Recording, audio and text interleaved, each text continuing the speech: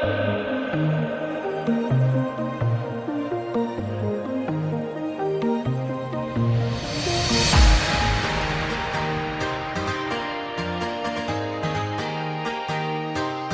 Student, नमस्कार।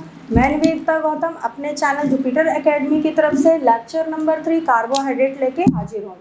Carbohydrate जो chapter है, इस चैप्टर के बारे में जो है कार्बोहाइड्रेट बायोमॉलिक्यूल का लास्ट टॉपिक था। तो यहाँ पे मेन सोर्स ऑफ एनर्जी की बात हो रही है। तो यहाँ पे कुछ कार्बोहाइड्रेट्स हमने रखे हैं, जैसे कि यहाँ पोटैटो है, आप देख सकते हैं। कुछ यहाँ पे हमने राइस रखा है, यहाँ पे कुछ यहाँ शुगर है हमारे पास, यहाँ पे शुगर प्रेजेंट है। तो ये सारी चीज़ें जो प्रेजेंट है, ये किसका सोर्स है? कार्बोहाइड्रेट का। तो हमें एनर्जी कौन देता है? कार्बोहाइड्रेट देता है। हमारे पास न्यूट्रिएंट्स कितने हैं अगर बोला जाए तो क्या हम बोलेंगे? पहला कार्बोहाइड्रेट है, दूसरा कौन सा है? फैट है, तीसरा कौन सा है? प्रोटीन है, चौथा कौन सा है? विटामिन है, मिनरल है। पर विटामिन और मिनरल हमें एनर्जी प्रोवाइड नहीं करते हैं। कार्बोहाइड्रेट और फैट जो है मेन सोर्स जो है एनर्जी का है, लेकिन फैट जो है वो गुड सोर्स नहीं है एनर्जी का। तो हम डिस्कस क्या कर रहे हैं? कार्बोहाइड्रेट। तो आगे बढ़ते हैं। मेन सोर्स ऑफ एनर्जी किसे कहा जाता है? कार्बोहाइड्रेट को कहा जाता है। आगे लिखा जाता है, देखो एज्यूम करो एक सेल है और सेल में यहाँ पे ये कौन सा है? यहाँ पे ये हेमोग्लोबिन है और इसका भी नाम क्या है? हेमोग्लोबिन है। और हेमोग्लोबिन जो है वो कहाँ प्रेजेंट होता है? आरबीसी में प्रेजेंट होता है। ये तो आपको मालूम है कि आरबीसी में क्या प्रेजेंट है? हेमोग्लोबिन प्रेजेंट है। और ये आरबीसी में प्रेजेंट हेमोग्लोबिन, या इस तरीके से भी समझ सकते हो, आरबीसी इसका बाप है और हेमोग्लोबिन इसका क्या है? बेटा है। तो यहाँ पे दो हेमोग्लोबिन आपस में बात कर रहे हैं। यहाँ पे ये बोलता है कि मेरे पास कार्बोहाइड्रेट है, मेरे झोले में क्या है? कार्बोहाइड्रेट है। तो ये बोलता है मेरे पास ऑक्सीजन है। ये कहता है कि कार्बोहाइड्रेट, मुझे भी एटीपी चाहिए, सेल को पहुंचाना है, मेरे पास भी काम दिया गया है, एटीपी सेल को पहुंचाना है। तो ये एटीपी कैसे पहुंचाया जाएगा? चलो हम दोनों एक दूसरे को क्या करते हैं? मिल जाते हैं। जैसे ही कार्बोहाइड्रेट ऑक्सीजन के प्रेजेंस में आएगा, ऑक्सीडेशन रिएक्शन। जैसे ही ग्लूकोज को हम क्या करेंगे? ऑक्सीजन के प्रेजेंस में लाते हैं, ऑक्सीजन ऑक्सीडाइज हो जाता है और ऑक्सीडाइज होने के बाद क्या देता है? एडेनोसिन ट्राइफॉस्फेट एटीपी देता है। और ये एनर्जी करेंसी हम अलग अलग लाइफ प्रोसेस में यूज करते हैं। तो इस तरीके से सेल के ये कहाँ चल रही है? बातें कहाँ हो रही हैं? सेल के साइटोप्लाज्म में हो रही है। साइटोप्लाज्म के अंदर दो हेमोग्लोबिन आपस में बात कर रहे हैं। एक ने कहा कि मेरे झोले में क्या है? कार्बोहाइड्रेट है। दूसरे ने कहा मेरे पास ऑक्सीजन है। और दोनों एक दूसरे को क्या कहते हैं कि चलो हम लोग एक दूसरे के साथ मिलके एनर्जी निकालने का काम करते हैं। तो कार्बोहाइड्रेट अपने पास का कार्बोहाइड्रेट दे देता है, या ऑक्सीजन अपने पास का ऑक्सीजन दे देता है। इन लोग दोनों को लाने का, ट्रांसपोर्टर का काम कौन कर रहा है?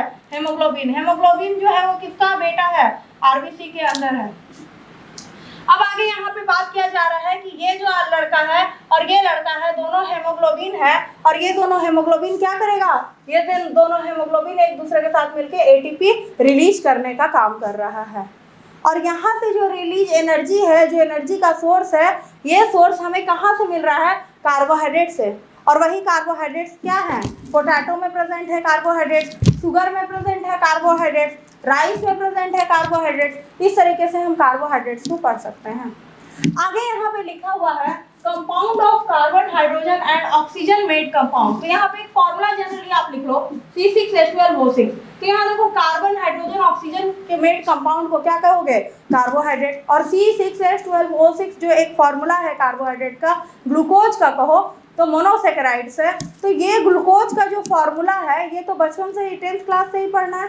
तो क्लास 10 में ही हमने क्या सीखा था कि ग्लूकोज एक होता है, ग्लूकोन डी एक होता है। इस ग्लूकोन डी का फॉर्मूला क्या होता है? C6H12O6। और ये C6H12O6 में कार्बन भी है, हाइड्रोजन भी है और क्या है? ऑक्सीजन भी है। तो एक सिंपल लाइन हमने लिख दिया, carbon hydrogen oxygen made compound is called glucose is called carbohydrate. अब यहाँ पे फॉर्मूला की बात करेंगे। जनरल फॉर्मूला क्या है? CxH2O का होल वाई। यहाँ पे जब आप केमिस्ट्री में जाएंगे, केमिस्ट्री के एनसीईआरटी में क्लास 12 बायोमॉलिक्यूल, तो वहाँ पे लिखा हुआ है कि बहुत सारे, आप पढ़ के देखना, वहाँ लिखा हुआ है कि बहुत सारे जो हैं वो इस फॉर्मूला में फिट नहीं होते हैं, बहुत सारे एसिड्स भी इस फॉर्मूला में फिट हो जाते हैं। तो इस तरीके से क्या है कि आप कार्बोहाइड्रेट का एक जनरल फॉर्मूला क्या लिख सकते हैं? CxH2O का होल वाई। अब कहा जा रहा है कि कंपाउंड जो आपने लिया है, कार्बन हाइड्रोजन ऑक्सीजन मेड जो कंपाउंड लिया है, इसमें हाइड्रोजन और ऑक्सीजन का रेशियो क्या है, 2:1। क्या रेशियो है, 2:1। यहाँ पे 2 अगर क्या है हाइड्रोजन है तो 1 क्या है ऑक्सीजन होगा। आगे यहाँ पे कार्बोहाइड्रेट्स की बात करें तो simple carbohydrate which are soluble in water and sweet in taste are called sugar. तो शुगर किसको कहा जाता है, यहाँ पे हमारे पास चीनी है, इसको भी हम लोग क्या कहते हैं, शुगर कहते हैं।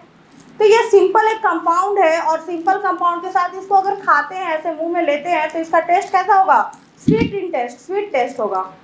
और इसको हम लोग क्या कहते हैं, सिंपल शुगर कहते हैं। अगर शुगर है तो फॉर्मूला क्या होगा, CH2O का होल वाई होगा। रेशियो हाइड्रोजन का क्या लोगे, 2 लोगे, ऑक्सीजन का कितना लोगे, 1 लोगे। तो इस तरीके से आप क्या कर सकते हैं, कार्बोहाइड्रेट को डिफाइन कर सकते हैं, अलग अलग तरीके से डिफिनीशन के तौर पे इसको समझाया गया है। अब ये जो ग्लूकोज हमारे बॉडी में होता है, ग्लूकोज जैसे ही बॉडी में आ गया, ब्लड के अंदर चला गया ग्लूकोज का molecule, mono molecule of glucose चला गया जैसे ही, तो इसको क्या कहा जाएगा, फर्स्ट रेस्पिरेटरी सबस्ट्रेट है ऑफ कार्बोहाइड्रेट। क्या है, ग्लूकोज। क्या है ये, ग्लूकोज। और इस ग्लूकोज के साथ ऑक्सीजन मिल गया तो क्या बना दिया, एटीपी प्रोवाइड करा दिया। यही तो इन लोग दोनों कर रहा था, कार्बोहाइड्रेट की जगह ये क्या लेगा, ग्लूकोज लेगा। ये सेल्फ अंडरस्टैंडिंग की बात है। अब यहाँ पे कहता है carbohydrate are main source of energy in the body. तो मैंने पहले ही बता दिया कि कार्बोहाइड्रेट जो है वो मेन सोर्स है एनर्जी की। जैसे कि आजकल हम लोग आलू खाते हैं, भारतीय पकवान में कोई भी चीज़ बनाया जाए तो वो आलू के बिना बनता नहीं है। तो इस तरीके से हम ये भी बता सकते हैं कि आलू हमारे जो खाने में है वो बहुत पुराने काल से क्या है, ये वेदों की बात की जाए तो उस समय से हमारे इंडियन कल्चर में ये अगर आलू की हिस्ट्री आप देखेंगे तो वहाँ से ये क्या है, हमारे साथ आलू और दाल, ये दोनों चीज़ें क्या है उस समय से हमारे पास हमारे साथ जुड़ी हुई है, हमारे कल्चर में जुड़ी हुई है। और उस समय से हम लोग क्या कर रहे हैं, इसको निरंतर हमारे पूर्वज और हम लोग खाते जा रहे हैं। In a normal man, 55 to 56% of energy is available to him in the form of carbohydrate present in his diet. तो जो भी हम कार्बोहाइड्रेट लेते हैं, जैसे हमारे खाने में मॉर्निंग में क्या होता है, हम रोटी खा के आते हैं, फिर दोपहर में चावल खाते हैं, फिर शाम में रोटी खाते हैं। तो ये खा रहे हैं, जो हम लोग चावल खा रहे हैं, आलू की सब्जी या किसी सब्जी में आलू मिला के खाते हैं, ये क्या है, हम ले रहे हैं एनर्जी सोर्सेस ले रहे हैं। हम अपने लाइफ प्रोसेस को चलाने के लिए, हम अपनी ज़िंदगी को सुचारू रूप से चलाने के लिए हमें एनर्जी चाहिए, और उन्हें एनर्जी कंटेनिंग न्यूट्रिएंट्स कौन सा है, कार्बोहाइड्रेट। कार्बोहाइड्रेट के क्लासिफिकेशन की तरफ अगर हम चलें तो कार्बोहाइड्रेट को 3 पार्ट में डिवाइड किया जाता है। जैसे कि फर्स्ट को बोला जाता है मोनोसेक्राइड, सेकंड को बोला जाता है ऑलिगोसेक्राइड और थर्ड को बोला जाता है पॉलीसेक्राइड्स। तो अगर मोनोसेक्राइड्स की बात करें तो 3 कार्बन, 3C यहाँ लिख सकते हो, 3 कार्बन वाले को क्या कहेंगे, ट्राइओजेज। 4C लिखेंगे तो 4 कार्बन वाले को टेट्रोजेज, 5 कार्बन वाले को क्या कहेंगे, पेंटोजेज, 6 कार्बन वाले को हेक्सोजेज, 7 कार्बन वाले को क्या कहोगे, हेप्टोजेज। इस तरीके से आप मोनोसेक्राइड्स को डिवाइड कर सकते हो। तो यहाँ पे आपको monosaccharide, tri, tetra, penta, hexa, hepta, ये से ज़्यादा इसके एग्जाम्पल्स इंपॉर्टेंट हैं। तो नीट में यहाँ से एग्जाम्पल से क्वेश्चंस आते हैं और ये आपको याद होने ही चाहिए। तो यहाँ पे लिखा हुआ है ट्राइओजेज का मतलब ग्लिसरॉल्डिहाइड इसका एग्जाम्पल है, डाइहाइड्रोक्सी एसीटोन इसका एग्जाम्पल है, इरिथ्रोज, थ्रेरोज एग्जाम्पल है किसका, टेट्रोज का, पेंटोज का एग्जाम्पल राइबोज और डीऑक्सीराइबोज है। उसी तरीके से हेक्सोज का ग्लूकोज और फ्रुक्टोज है, और हेप्टोज का सेड्यूहेप्टोलोज और हेप्टोज है। इस तरीके से आप क्या कर सकते हैं, मोनोसेक्राइड्स को डिवाइड कर सकते हैं ट्राई, टेट्रा, पेंटा, हेक्सा और हेप्टा में। कार्बोहाइड्रेट को 3 पार्ट में डिवाइड किए, मोनोसेक्राइड, ऑलिगोसेक्राइड, पॉलीसेक्राइड्स। और उसके बाद क्या करते हैं, मोनोसेक्राइड को ट्राई, टेट्रा, पेंटा, हेक्सा और हेप्टा में क्या करते हैं, इसको डिवाइड कर देते हैं। और उसके एग्जाम्पल्स यहाँ पे क्या है, इंपॉर्टेंट है। इसी तरीके से हम यहाँ जाते हैं ऑलिगोसेक्राइड्स में, तो ऑलिगोसेक्राइड्स को डाइसेक्राइड, ट्राइसेक्राइड, टेट्रासेक्राइड और पेंटासेक्राइड्स में क्या किए, डिवाइड कर दिए। तो यहाँ पे डाइसेक्राइड्स में क्या है, एग्जाम्पल्स क्या है, माल्टोज, VVI है माल्टोज, रोटी खाते हो मीठा लगता है, माल्टोज किसमें चेंज हो जाता है, माल्टेज में।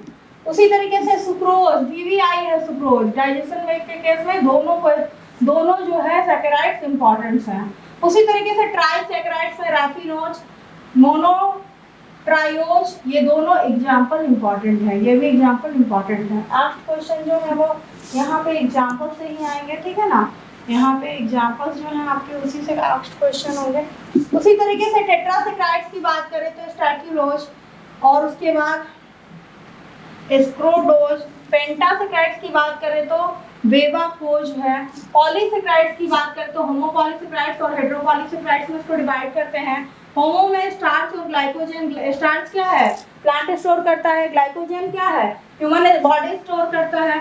उसी तरीके से हेप्रेन और पेक्टिन भी है।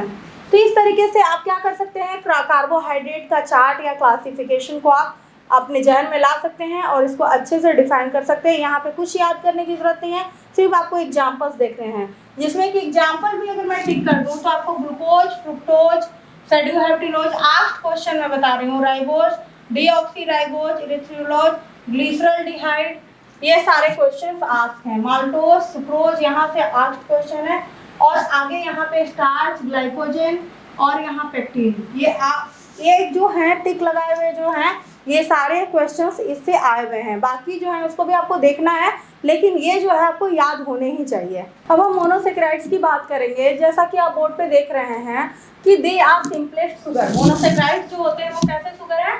सिंपलेस्ट शुगर है, और ये फर्दर हाइड्रोलाइज नहीं हो सकते, मतलब सिंपल मॉलिक्यूल, उसके बाद भी कोई भी उसके बाद उसको तोड़ा नहीं जा सकता। उसको हाइड्रोलाइज करेंगे तो वो फिर कार्बोहाइड्रेट CO2 और वाटर में निकल जाएगा। तो ऐसे मॉलिक्यूल जिसको तो हाइड्रोलाइज अब नहीं किया जा सकता, वैसे शुगर को क्या कहा जाएगा? मोनोसेक्राइड्स कहा जाएगा। आगे हम पढ़ते हैं ऑक्सीडेशन के बारे में। ऑक्सीडेशन होता क्या है? तो फर्स्ट स्टेप ऑफ ऑक्सीडेशन जो है किसी भी मोनोसेक्राइड्स का, वो फॉस्फोराइलेशन है। तो ये फॉस्फोराइलेशन आप प्लांट फिजियोलॉजी में बहुत अच्छे से इंडिकेट करके और इसको ब्रीफ में पढ़िएगा, लेकिन यहाँ पे फॉस्फोराइलेशन का मीनिंग मैं समझा देती हूँ आपको। फॉस्फोराइलेशन क्या होता है? मान लो कि ये एक फॉस्फेट है, मान लो ये क्या है? एक फॉस्फेट है, और ये क्या है? एक ऑर्गेनिक एसिड है। तो इस ऑर्गेनिक एसिड में जैसे ही इस फॉस्फेट को ऐड करते हो, इस ऑर्गेनिक एसिड में क्या किया है? इस फॉस्फेट को ऐड कर देते हैं। जैसे ही इस ऑर्गेनिक एसिड में इस फॉस्फेट को क्या करोगे? ऐड कर दोगे, तो प्रोसेस को क्या कहोगे? फॉस्फोराइलेशन। किसी भी ऑर्गेनिक एसिड में फॉस्फेट को ऐड करने के प्रोसेस को फॉस्फोराइलेशन बोला जाता है। ये क्लियर होना चाहिए। आगे जो है यहाँ पे अगर बात करें तो यहाँ पे फर्स्ट स्टेप ऑफ ऑक्सीडेशन, तो मोनोसेक्राइड्स का ऑक्सीडेशन हम करेंगे। इट मींस दैट ऑक्सीजन के प्रेजेंस में कर रहे हैं, और प्रोसेस को क्या कर रहे हैं? फॉस्फोराइलेशन। इसका मतलब कि उस ऑर्गेनिक एसिड में, उस मोनोसेक्राइड्स में क्या जोड़ रहे हैं? फॉस्फेट ग्रुप को ऐड कर रहे हैं। आगे यहाँ पे बात करेंगे ऑल मोनोसेक्राइड अकर होता है डी एंड एल फॉर्म। तो मैं पहले भी बता दी थी आपको ग्लूकॉन डी के बारे में प्रीवियस एमिनो एसिड के लेक्चर में, तो वहां पे भी मैंने आपको जिक्र किया था ये कि जितने भी मोनोसेक्राइड्स होंगे वो डी फॉर्म में होंगे, आइदर किस फॉर्म में होंगे? एल फॉर्म में प्रेजेंट होते हैं। तो ये ऑर्गेनिक केमिस्ट्री जहाँ पे आप पढ़े हैं वहाँ पे आपको डेक्स्ट्रो और लेवो के बारे में बताया जाता होगा, डेक्स्ट्रो रोटेटरी और लेवो रोटेटरी के बारे में बताया जाता होगा, ऑप्टिकल आइसोमेरिज्म के बारे में बताया जाता होगा। तो वहाँ से आप इसको आसानी से क्लियर कर सकते हैं कि जब क्या होगा? रोटेशन होता है, ऑप्टिकल प्रिज्म रखते हैं, वहाँ से लाइट भेजते हैं निकोल प्रिज्म के तहत, और उस लाइट से क्या होता है? रोटेशन होता है मॉलिक्यूल्स में। तो ये मॉलिक्यूल अगर क्लॉकवाइज रोटेशन किया तो डेक्स्ट्रो हो गया, और एंटी क्लॉकवाइज रोटेशन किया तो लेवो रोटेटरी हो गया। तो इस तरीके से डेक्स्ट्रो रोटेटरी और लेवो रोटेटरी को हम डिफाइन करते हैं। तो ग्लूकोज जो है, मोनोसेक्राइड जो है, वो डेक्स्ट्रो भी होता है और क्या होता है? लेवो भी होता है। मतलब ये डी फॉर्म भी कंटेन करता है और एल फॉर्म भी कंटेन करता है। इस तरीके से यहाँ पे हम बात करेंगे फ्रॉम एक्सेप्ट DHAP। DHAP का फुल फॉर्म भी पूछ दिया जा सकता है। तो di hydroxy acetone phosphate, di hydroxy acetone phosphate को क्या कहा जाता है? DHAP।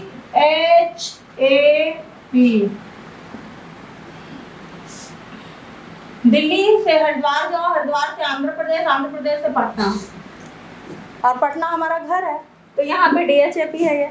तो डाई हाइड्रोक्सी एसीटोन फॉस्फेट। तो यहाँ पे डाई हाइड्रोक्सी एसीटोन की बात करें तो ये स्ट्रक्चर है, इंपॉर्टेंट है ये यहाँ केमिस्ट्री से, और एज वेल एज आपको क्या होगा?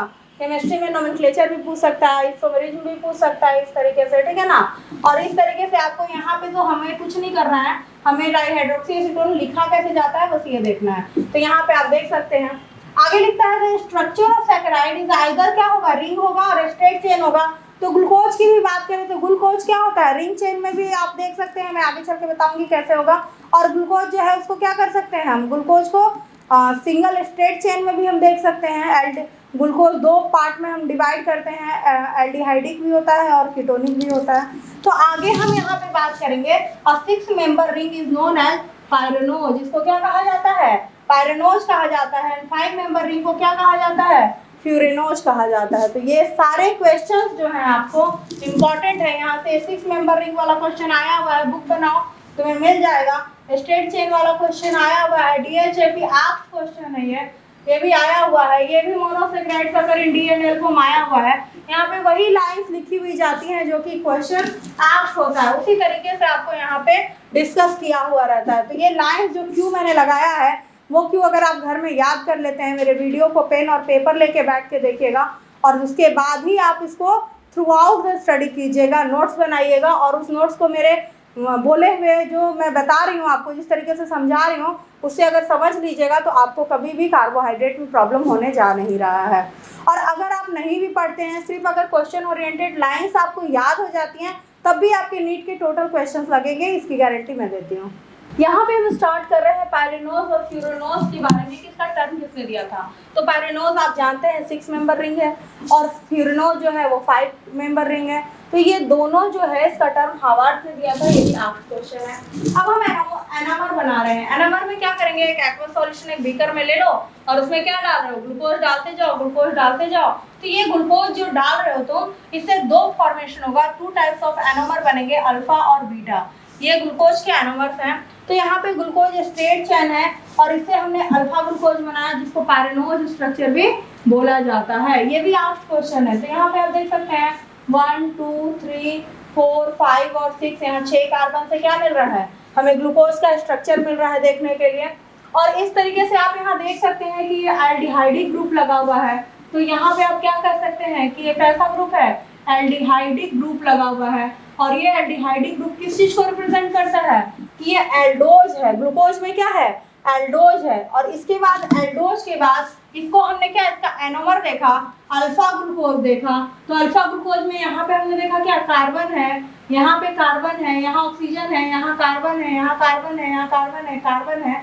तो इस तरीके से एक साइक्लिक स्ट्रक्चर हमें देखने को मिल रहा है और इस साइक्लिक स्ट्रक्चर को हम क्या कहते हैं, अल्फा ग्लूकोज कहते हैं। और 6 कार्बन रिंग है, कितना रिंग होगा, 6 कार्बन का ये बना रहेगा। तो इसको क्या कहा जाएगा, पायरेनोज स्ट्रक्चर इसको कहा जाता है। चलिए हम फ्रुक्टोज के स्ट्रक्चर की तरफ चलते हैं। तो फ्रुक्टोज के स्ट्रक्चर की तरफ जैसे ही हम जाते हैं तो यहाँ पे हमें कार्बन 2 3 4 5 6 कार्बन का फ्रुक्टोज मिलता है। और यहाँ पे देखिए R के साथ C++OR अगर लगा है तो इस बॉडी को क्या कहा जाता है, कीटोन कहा जाता है, कीटोन बॉडी कहा जाता है। तो यहाँ पे आपको इस तरीके का स्ट्रक्चर मिल रहा है, कार्बन कार्बन कार्बन 3 कार्बन एक तीसरे के साथ हाथ जोड़ के खड़ा है और डबल मिडिल कार्बन में डबल बॉन्डेड ऑक्सीजन लगा हुआ है। तो ये स्ट्रक्चर जो है ये किसका है, कीटोन बॉडी का। मतलब ये ऐसा मोनोसेक्राइड है जहाँ पे कि कीटोन प्रेजेंट है, कीटोन बॉडी प्रेजेंट है।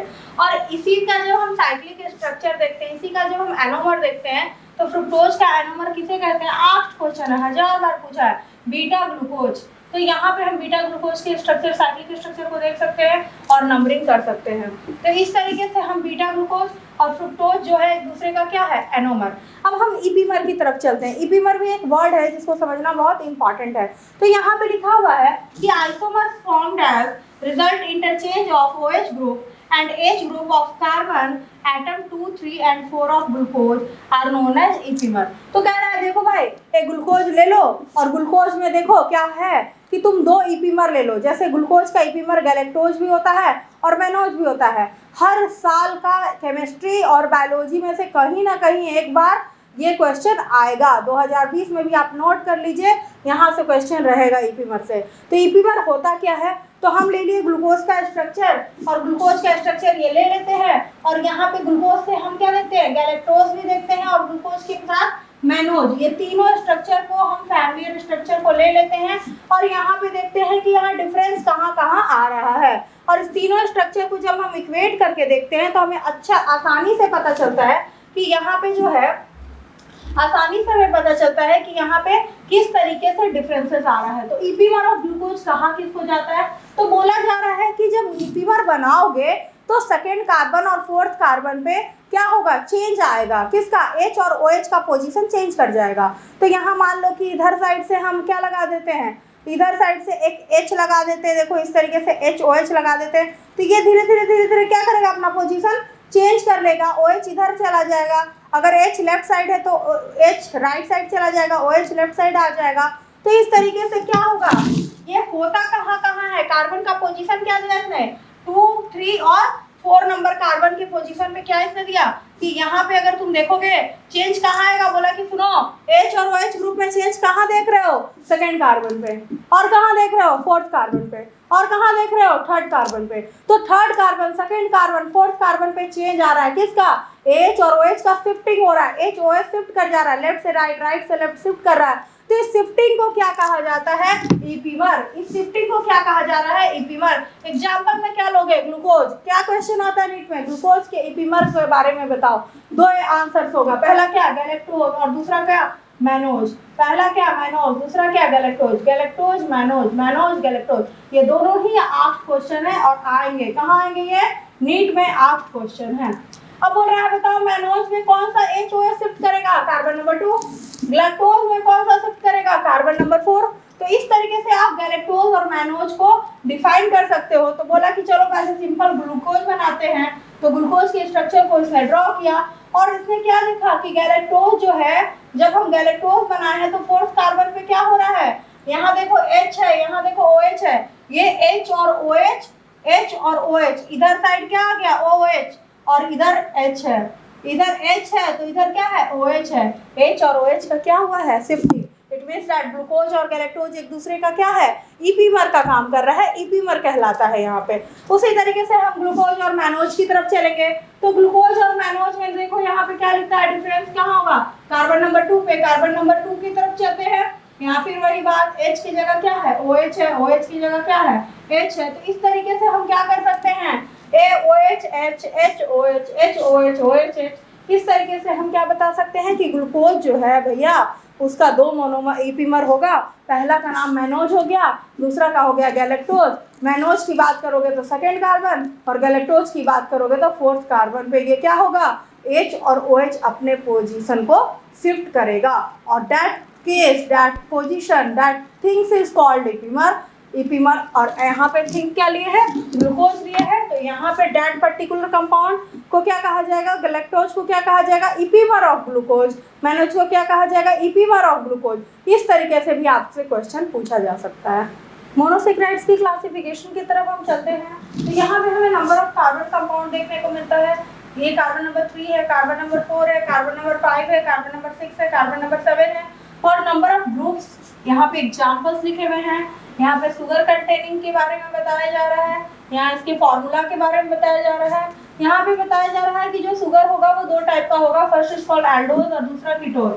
जो एल्डिहाइड बॉडी कंटेन करेगा उसको एल्डोज कहेंगे, जो कीटोन बॉडी कंटेन करेगा उसको कीटोज बोलेंगे। तो सिफिक्स इसमें एल्डोज में सिफिक्स क्या लगाओगे, OSE लगाओगे, और कीटोज में क्या लगाओगे, ULOSE, यूलोज, यूलोज लगाओगे। तो इस तरीके से कहा जा रहा है कि मोनोसेक्राइड एक सिंपल शुगर है, और मोनोसेक्राइड का जब क्लासिफिकेशन करोगे तो 3 carbon, 4 carbon, 5 carbon, 6 carbon, 7 carbon तक कर सकते हो, और इसको सिंपल शुगर कहा जाता है। और इसको 2 पार्ट में डिवाइड कर सकते हो, एल्डिहाइड और कीटोन। एल्डिहाइड को OSE सिफिक्स से यूज किया जाएगा, और यूलोज, ULOSE कीटोन के लिए यूज किया जाएगा। तो यहाँ एग्जाम्पल की तरफ हम लोग चलते हैं। यहाँ पे लिखा हुआ है ट्राइओस मतलब 3 कार्बन, तो C3H6O3, टेट्रोज C4H8O4। तो ट्राइओस में C3H6O3 है, टेट्रोज में C4H8O4 है, पेंटोज का फॉर्मूला C5H10O5 है, हेक्सोज का फॉर्मूला C6H12O6 ग्लूकोज है, हेप्टोज का फॉर्मूला C7H12O7 है। तो इस तरीके से शुगर और शुगर के फॉर्मूलाज के बारे में हम देख सकते हैं। अब कहा जा रहा है कि ये जो शुगर जो आपने देखा, ट्राइओस देखा, इसको आप एल्डोज होगा, जब एल्डिहाइड ग्रुप लगा रहेगा तो इसके एग्जांपल्स क्या होंगे, और कीटोन बॉडी लगा रहेगा तो इसके एग्जांपल्स क्या होंगे। तो यहाँ पे हम फिर से चलते हैं। नंबर ऑफ कार्बन एटम कितना लिया हमने, 3 लिया है।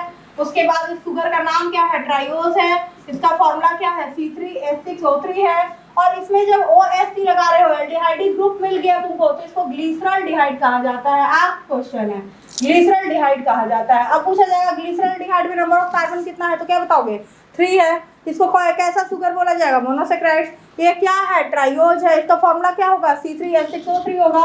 इसी तरीके से अगर 3 कार्बन वाले कीटोन बॉडी का जो शुगर बनेगा उसके सिफिक्स को क्या कहोगे, यूलोज, और यहाँ पे डाईहाइड्रोक्सी, इसको एसीटोन भी बोला जाता है। ये डाईहाइड्रोक्सी एसीटोन इसका कॉमन नेम है। इसी तरीके से हम जब चौथे कार्बन पे चलते हैं टेट्रोज की तरफ, इसका फॉर्मूला हमने पहले ही पढ़ चुके हैं, C4H8O4 होगा। इरिथ्रोज और थेरोज इसको कहा जाएगा। इरिथ्यूलोज इसके कीटोन बॉडी जब ये कंटेन करेगा तो इरिथ्यूलोज हो जाएगा, और एल्डिहाइड यूज करेगा तो OSC इट विल स्टार्ट इरिथ्रोज और थेरोज कहा जाएगा।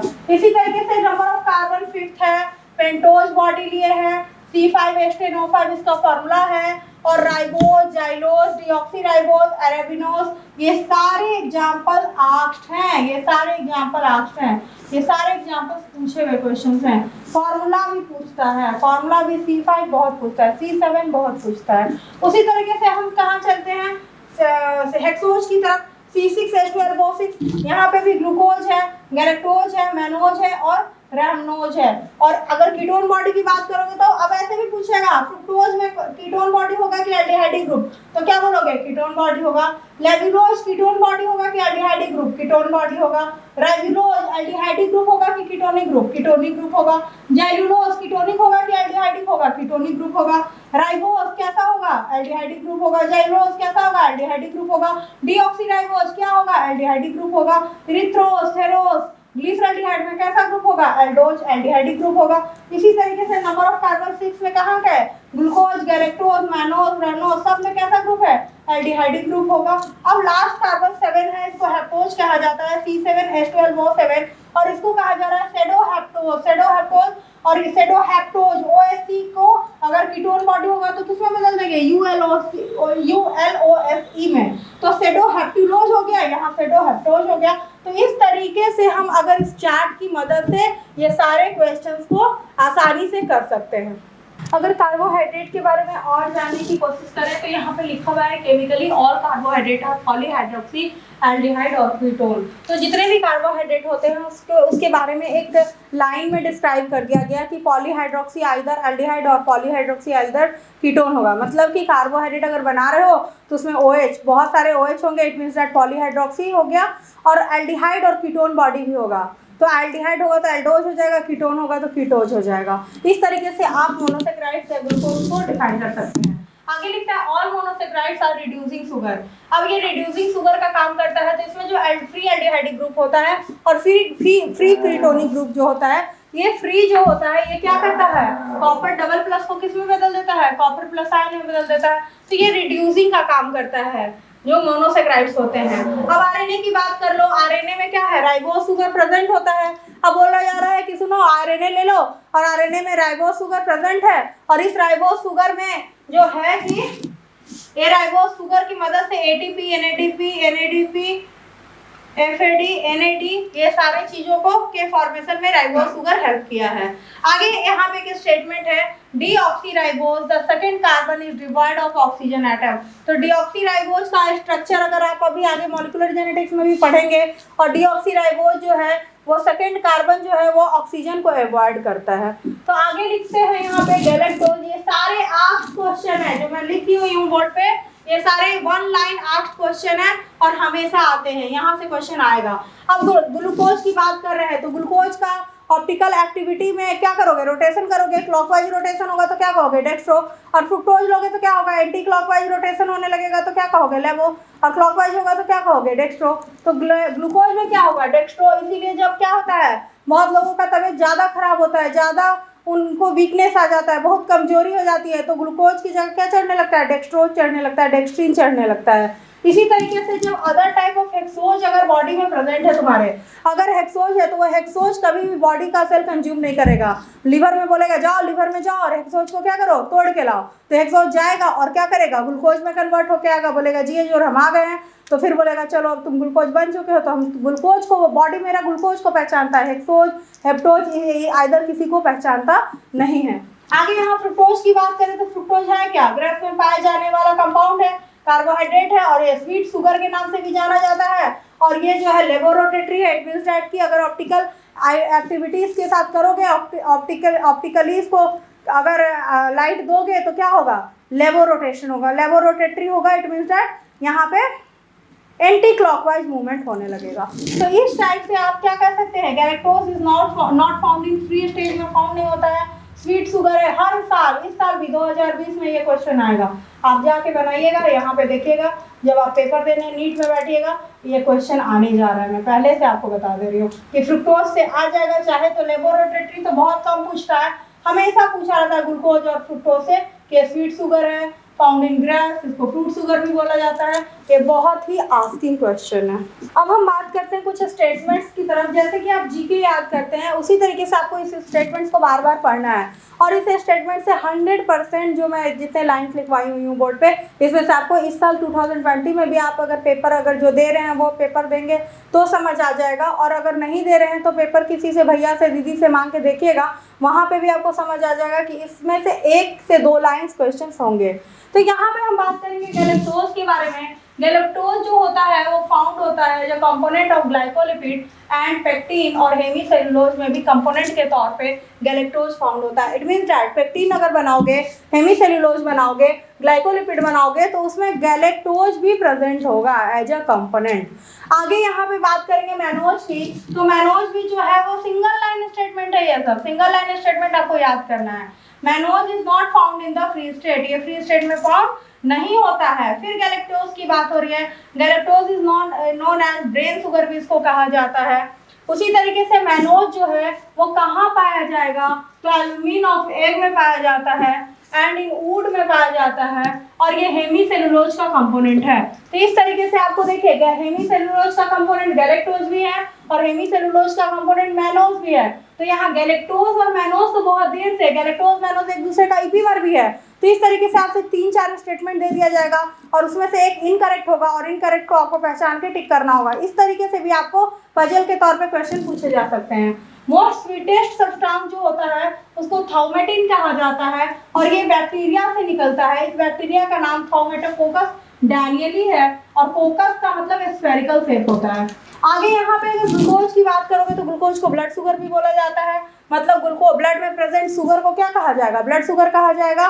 और यहाँ पे aspartame is a most commonly used artificial sweetener है, आर्टिफिशियल स्वीटनर की तरह इसका यूज करते हैं। यहाँ पे आपको लिखा हुआ है बोर्ड पे, if you can't stop thinking about it don't stop working for it. तो यहाँ पे आपको इस वर्ड के मतलब समझना पड़ेगा बच्चों। इसका मतलब ये है कि अगर आपके जहन में बार बार डॉक्टर्स बनने का ख्याल आ रहा है, आपके बार बार आपको बायोलॉजी की याद आ रही है, आपको बार बार लग रहा है कि नहीं अगर मैं पढ़ूंगा तो हो जाएगा, आपको कुछ ना कुछ पॉजिटिव आपके थिंकिंग आपकी बॉडी में एनी टाइम आ रहा है, तो उसके लिए वर्क जरूर करना चाहिए। उसके लिए वर्क करो। अगर तुम थिंक कर रहे हो किसी चीज़ को तो उसके लिए अगर काम करोगे तो सफलता आपके कदमों पे होगी, सफलता आपके साथ होगी। हमारा जुपिटर एकेडमी आपके साथ है, हर मोड पे आपका साथ देगा, हर सब्जेक्ट के तौर पे आपके साथ है। हमारे सारे जो भी लोग हैं, टीम मेंबर हैं, वो सब आपके साथ हैं, आपके रिजल्ट के लिए काम कर रहे हैं। आप आइए जुपिटर एकेडमी में और आके अपना रिजल्ट और अपनी जगह को फिक्स कीजिए। Thank you.